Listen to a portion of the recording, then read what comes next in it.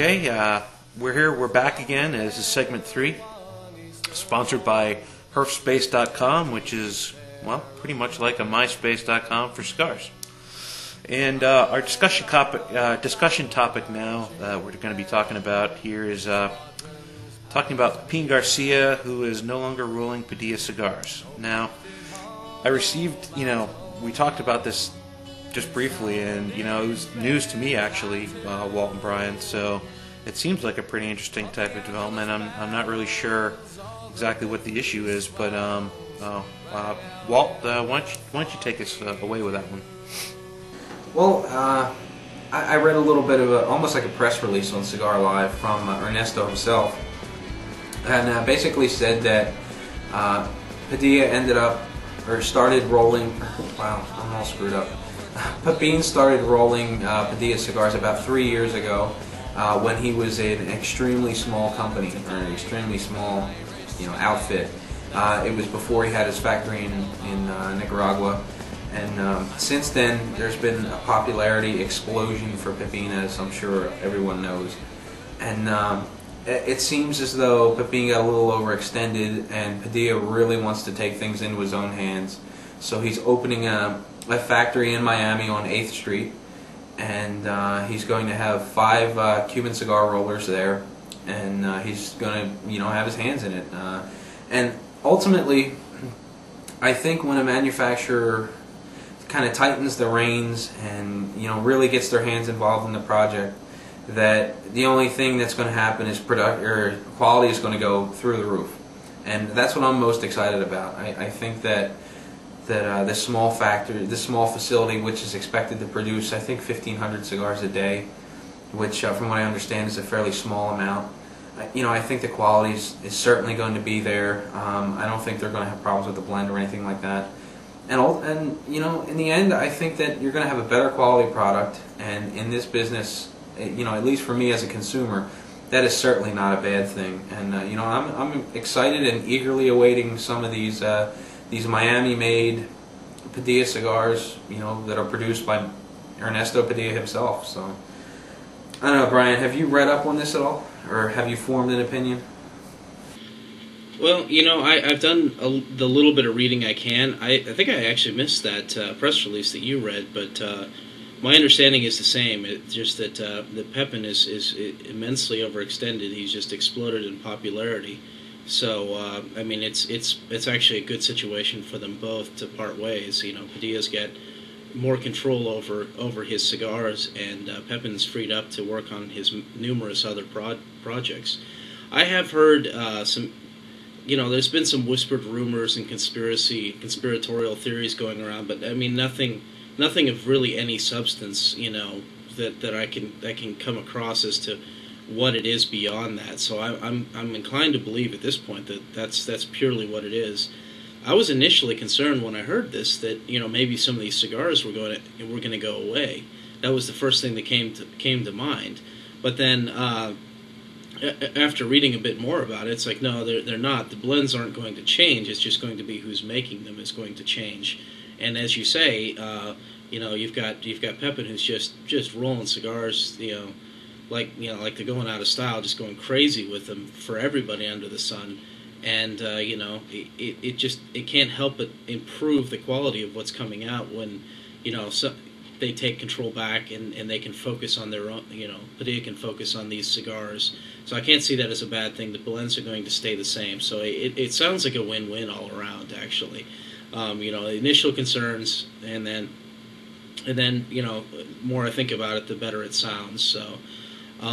That's all I can make of it. If I find out anything more about any of the interesting background behind it, if there's anything else worth digging out, I'll bring it up if I can. Of course, I'll protect my sources and whatnot. So don't be afraid to tell me stuff, or I won't bring it up. I guess I could, just from my own personal edification, I would like to know if there's anything else going on there. Like I said, I've actually heard whispers that there's something more to it than that, but I don't know if it's true, and honestly I don't know. The source of the information may or may not be any good. So I'll just leave it at that. What do you think, Chris? You have any thoughts on this? Any additional thoughts? It's off the top of my head, like I said, when we brought up the topic to begin with, this one sort of caught me by surprise. But what I think both of you had said is that I don't think that this can do anything but help Padilla. Their current cigar lines, if the blends are the same, and as long as they have good quality rollers rolling them, I can't see there being a drop in quality. And I'm sure that they're going to make sure that whatever as the the change happens, it's going to be one where they're going to ramp production up and have enough cigars to go around and make sure that those cigars are top quality. So I think this is a good thing for them from hearing what the both of you have just said. And if it makes it so that he's able to create new blends and make new cigars that people are going to enjoy, with going probably along the same lines as how Pepin really sort of steamrolled with starting small and then moving to a larger scale. This could be their opportunity to do the same. So that seems like pretty exciting news. I'm going to be watching them with interest. Yeah, the other thing that came to mind is when this, along with concern that some of these blends were going away, which looks like is not a concern. What I thought almost immediately after that, and I had forgotten it until just now, that maybe Pepin's got something else up his sleeve. I mean, maybe he's got something new he needs to get into, and he just can't get into it unless he shifts resources from one project to another. So that could be another thing. I mean, there could be something else coming out, coming down the pipeline that he's getting ready for. So that's the other thing, and that's just my crackpot idea. That I didn't get from anywhere, but I suspect. I mean, the guy's been phenomenally successful in everything he does. I can't imagine that he's not going to want to try putting out some new and interesting things, just to keep the ball rolling, to keep himself from becoming yesterday's news. It's hard to imagine him being yesterday's news, but you never know. I mean, I guess it could happen given enough time. From reading those press releases, at first it seemed as though Pepin was the one that decided, well, I need to focus my attention elsewhere. And then reading another article, it almost seemed as though Pepin or Ernesto Padilla was the one that decided to kind of sever the tie there. From what I understand, they're still very close friends, and they get along. The families get along very well. But the more I think about it, I would think that maybe this is more of Padilla's decision, because what does Pepin make? Four of the Padilla cigars. So I would think that with the San Cristobal and all Don Pepin's own blends and everything else that he's doing, I think that that's a rather small resource for him. If Padilla feels comfortable that he can do it with 5 rollers, a full day with 5 rollers, it just doesn't seem like a huge resource for Pepin. But then again, what do I know? It just seems as though that Ernesto has decided that he's got what it takes, and he's going to go ahead and produce these cigars, and Pepin's just going to move on to much larger projects, because from what I understand, the San Cristobal cigar has been huge on his resources. But then again, what do I know? So yeah, that's just my take on it. I think that ultimately Padilla cigars are only going to get better, especially with tighter quality control and everything else that's going on. So. Yeah, I don't mean any disrespect to Padilla or anything, but it sounds, everything I've heard, and including some of these whispered rumors and stuff, it sounds like it was very much driven by Pepin, more so than Padilla. But I mean, what you say makes sense. If he's so tied up with everything else he's working on, especially that San Cristobal, which that's been extremely popular.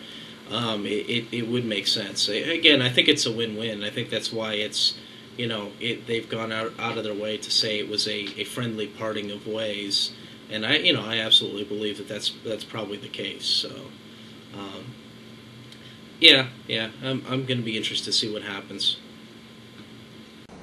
Well, you heard it first, or well, you heard it here anyway. That you know, we think that Ernesto Padilla is going to be on to something, and that you know quality can only get better. But our next topic of discussion comes from Ace. I got a private message from him on our fan forums, and he wants to know how I'm taking these cigars to the extreme and getting 2+ hours out of a Serie V Lancero and all this time out of these nub cigars.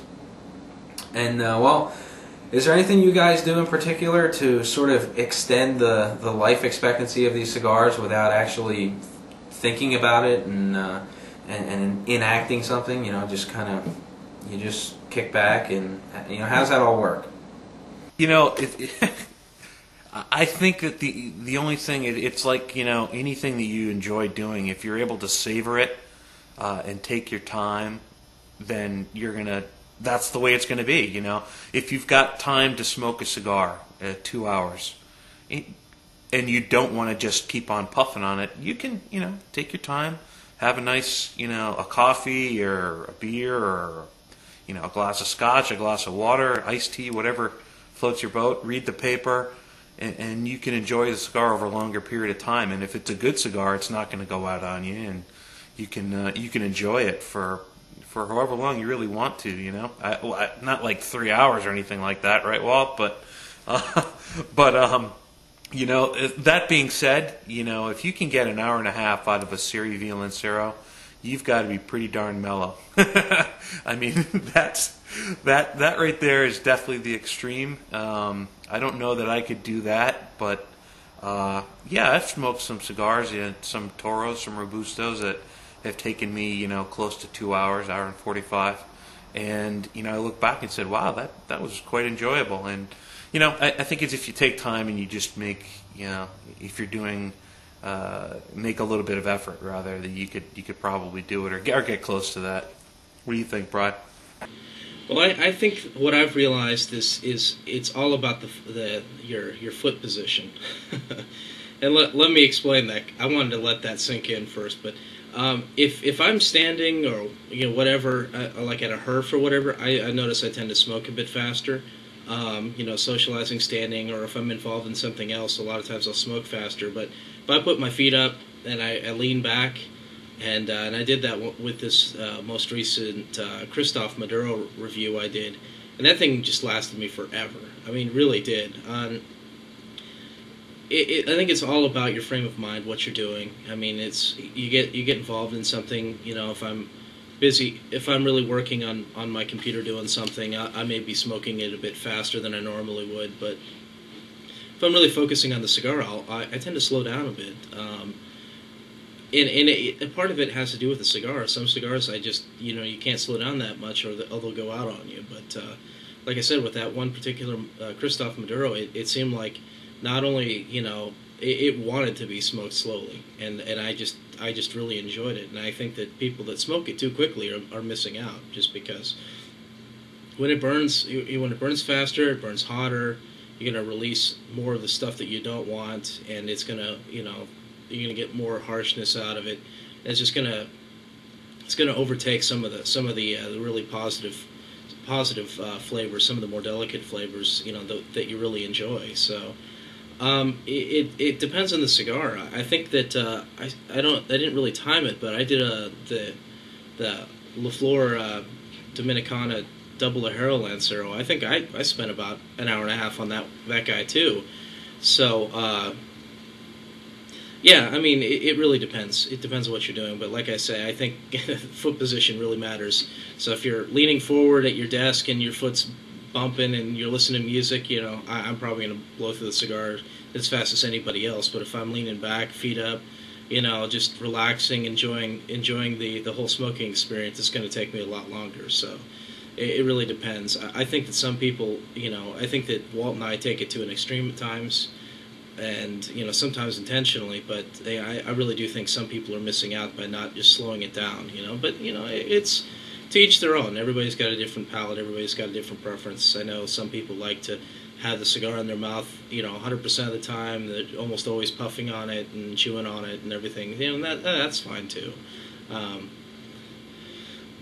Yeah, I think that pretty much covers my my smoking experience. So it's all about where your feet are at, I think. So, what do you think, Walt? Anything else? Any other tips on extending the lifespan of a cigar? Yeah, Brian, I think you make a good point about your foot position. I didn't even think about that. But, when I'm reviewing a cigar, just as you'd mentioned, Chris, I'm trying to be very mellow. I don't have much going on. I'm really concentrating on the flavors. I'm sipping the cigar, so I'm taking small puffs at a time. The cigar tends to spend a lot of time in the ashtray for two reasons. One, I'm really focusing on the flavors after the smoke, is expelled. I'm concentrating to see what pops up. And the other thing is, it always stays cooler when it's not in your hand and sitting in the ashtray. Now, I don't know. Sometimes I think I get the rhythm going. I know just how much to puff on the cigar. I set it down, and I know just when to pick it up before it goes out again. And I don't know. That all just comes with feel, I guess. But if I'm at a local cigar shop, I'm usually sitting forward a little bit. Cigars typically in my hand a lot more often, so I really burn through the cigars much faster than I do at home.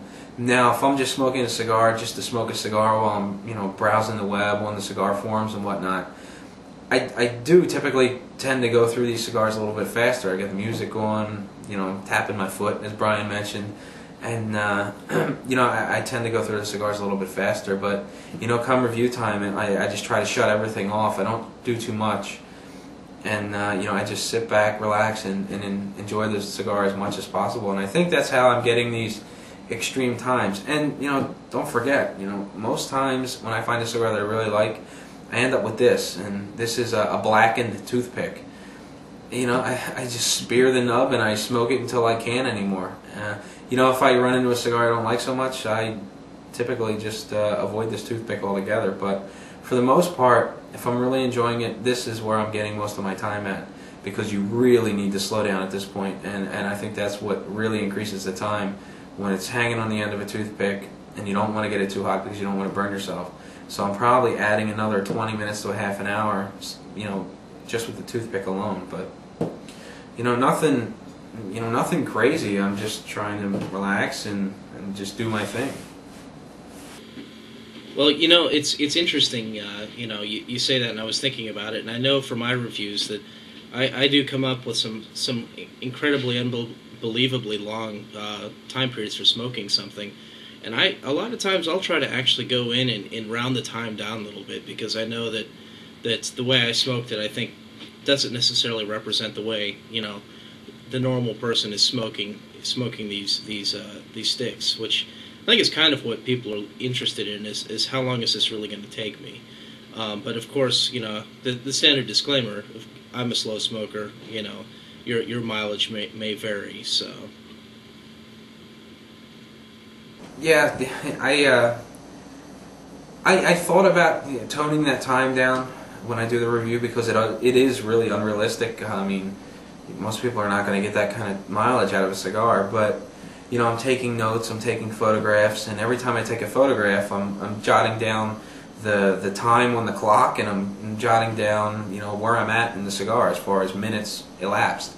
So it makes it very difficult to tone down the time a little bit to make it more realistic, because everything is it's not time stamped on the photo, but it's time stamped on my notepad, and I try to hold to it as much as possible, because I don't want to show a picture of a big long ash and me being 5 inches into the cigar, and then the next picture saying 20 minutes later and I'm down to the nub, or vice versa. I've gone nowhere. So I just do what I can. That's all I can do. But peppered throughout the episode, you heard a couple of MQYA answers, and well, the contest has been great. We're going to be giving away a puck. As I mentioned, I raffled. Anyway, I pulled the responses together from last show and this show, and I selected a winner during the production break, and that winner is BJ. So BJ, send me your information. I'll get that over to Mark Neff, and he'll have a puck sent out to you. And the winner for the Arganese Cigar Sampler Pack which will include 4 Arganese cigars and a miscellaneous cigar. For the call-ins, the calling questions, this episode is Joel from Wisconsin. So, Joel, get me your mailing information. I'll get your Arganese sampler out. Sin, I didn't forget about you. We had a little bit of a lag in communication there, but I'll be getting your cigars out from last show immediately. And Joel, yours will be on the way. And BJ, as soon as I get your information, I'll ship that over to Mark Neff, and he'll get your prize on out. And that brings us to the question for this week. And you know what? To be honest with you, I really don't have one. So I'm going to just go back into the log here. And, well, I want to help Luke out a little bit more. If you remember, Luke is having a bit of problems with beetles. And I'd like you to share your opinion. If you went into a cigar shop and you happen to notice, or let's say you went into a cigar shop, you picked up a cigar, you came home and you found beetle holes in it, what would you do? You know, would you go back to the shop owner and say, look, hey, I want a refund, I want a new cigar? Would you just kind of let it be, smoke the cigar right away, and just not purchase from him anymore? You know, what would you do? I'm sure Luke would really appreciate your opinions. So get your answers to my question in, and you can do that by sending voicemail through the Skype network to WWhite72082. You can record yourself on your computer and email me an MP3. I'll play it during the show, or you can give me a call to my voicemail service at 610-572-2636. Leave your voicemail. We'll play it next time, and again, just like before, we're going to enter you into a raffle, and we'll do that. We'll pull everyone together for the month, and at the end of the month, pick a winner, and well, you'll get a buck. Still running the contest for your voicemails, so if you call in with a question, I'll enter you into the raffle for a 5-pack sampler. I am tapped out of Arganese cigars, so the next ones we'll be giving away, I don't have very many, but I'm going to give away a couple of 601 Oscuros, so get your entries in, and good luck. And well, before we get on out of here, Chris, you smoked anything interesting since the last time we talked? Find a hidden gem at the local cigar shop? What's up? What have you been smoking? Actually, now that you mentioned it, recently there's at the local shop that I go to, Charlie's. He brought in this sort of out of the blue type of manufacturer, and the cigar that they have is called the Q, and it's 2 different versions of a torpedo. One's a natural and one's a Maduro. And the thing is that they're not necessarily a flavored cigar, but they're imbued with Jack Daniels. And I've had the Maker's Mark cigars. I've had some other cigars that have been some of the Gurkhas, etc. So I was a little hesitant to try this cigar, but I gave one a shot, and one of the Maduros, and he's got them not in display boxes, but in I guess you'd call them what are those? I guess it's like a plastic jar with a humidifier in it, and very similar to like you put coffee in. So I grabbed one of those and I smoked it. Next thing you know, a bunch of the other guys are smoking them, and we really liked them. I mean, it was a very mellow cigar, but and I wouldn't say it's very complex, but it was very tasty. And there was just a little hint of Jack Daniels in there. It actually tasted a little bit more like brandy, to be honest with you, the smoke over your palate. Very tasty, and I really enjoyed that. That was something that was sort of hitting me out of the blue, and I picked up a couple more of them that I've got in a separate can humidor that I have for later. So I'll let you know how those go afterwards. And the other one that came to mind was Charlie's just got in a new shipment of the ITC 10th anniversary cigars, and I've heard a lot about the Decade, and those have been around, and hadn't tried one of those just until a couple of days ago. But then the ITCs I've heard even bigger and better things about. So had to try one of those, and I tell you, he couldn't keep them in stock. It's a tasty, tasty cigar. Now he got them in the Robusto size, but man, I was really, I like Rocky cigars, but this one actually surprised me. For me, thus far, I'd have to rank it up there as being one of his top cigars, and that sort of threw me a little bit for a loop. But that's what I've been into. Brian, how about you, man? Well, I've been thinking about it while you were talking, and let's see, new and interesting. I mean, the El Cobre that we're smoking tonight is still kind of new to me. I've only just smoked the one before, and I enjoyed this again. I enjoyed the one before also. Let's see, I smoked one of the decades you were talking about just recently. I hadn't had one of those before, and I thought those were very enjoyable also. I tend to be a fan also of Rocky cigars for the most part. Let's see here. What else? The when we were originally scheduled to go on the Dogwatch Cigar Radio Show, we actually were the cigar of the day was the Camacho Corojo Maduro, and I went and smoked a few of those beforehand, and I found those actually to be really good. I mean, I really like those.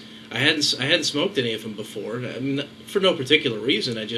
I'd seen them, but they just never captured my attention for whatever reason. I smoked them, and I'm like, I really enjoyed the torpedo size of those. I just love those, and I've been thinking about picking up some more of those because I think I smoked all the ones of them I have.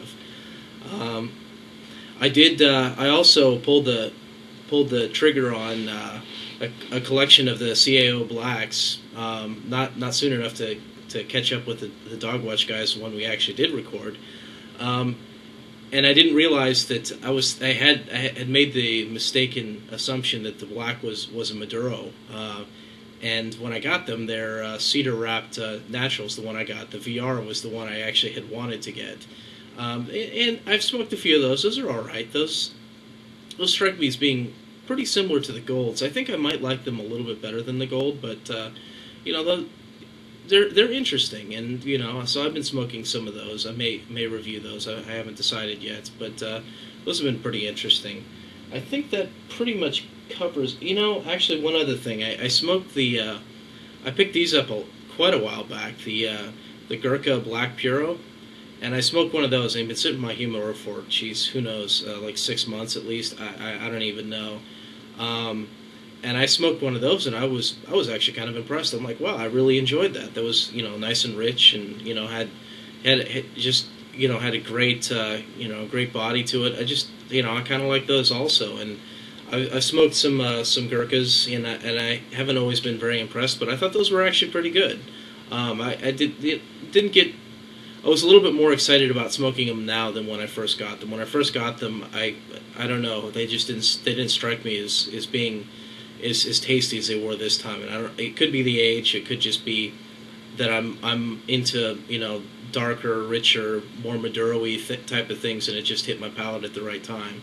I don't know, but that pretty much covers it. How about you, Walt? What have you been smoking?